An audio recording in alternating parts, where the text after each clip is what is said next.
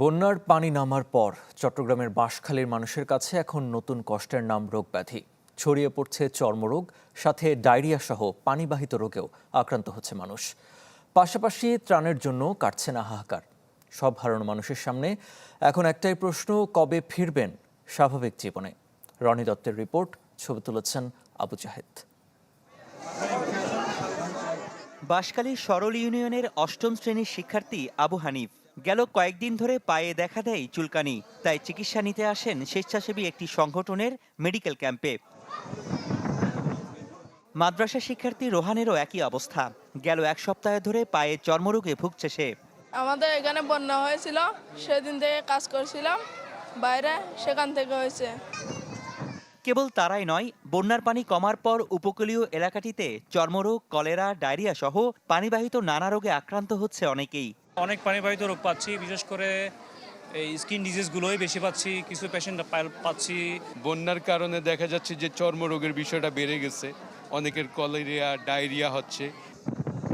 উপজেলার প্রত্যন্ত এই জনপদে সবচেয়ে বেশি ক্ষতিগ্রস্ত হয় ঘরবাড়ি ও ফসলি জমি। এলাকার মাদ্রাসা শিক্ষক নাসির উদ্দিন, বন্যায় ভেঙে যায় তার বসতঘর। একই অবস্থা কৃষক আশরাফ আলীর ঘরটিও। অনেকটা ঝুঁকি নিয়ে ঘরে থাকছেন তারা। এগুলো নিয়ে এখন আমার অনেক টেনশন আছে, আমার পরিবার পরিজন সহ। এরা রাত্রে আমরা ঘরে ঘুমাইতে ডর লাগে। প্রায় 5 বিঘা জমিতে ধান আর টমেটো চাষ করেন কৃষক মোহাম্মদ ইসমাইল। বন্যায় সব হারিয়ে চোখে অন্ধকার দেখছেন তিনি। এখন কি করবো, আবার বাঙ্গির নলি লোয়া ফুরিব, আর কি আমার তো বৃত্তি বাসা নাই। অভিযোগ আছে, সরলের মতো বিভিন্ন উপজেলার প্রত্যন্ত জনপদে অবহেলিত মানুষজন, বেড়েছে স্বাস্থ্য ঝুঁকি। সরকারি পর্যায়ে তেমন সহযোগিতা মিলছে না, তাই বিভিন্ন এলাকায় ত্রাণ ও চিকিৎসার জন্য দীর্ঘ লাইনে ঘন্টার পর ঘন্টা অপেক্ষায় অসহায় মানুষজন। এখানে তো সবাই অভাবের কারণে দাঁড়াচ্ছে আর কি। আমরা কি খাবো?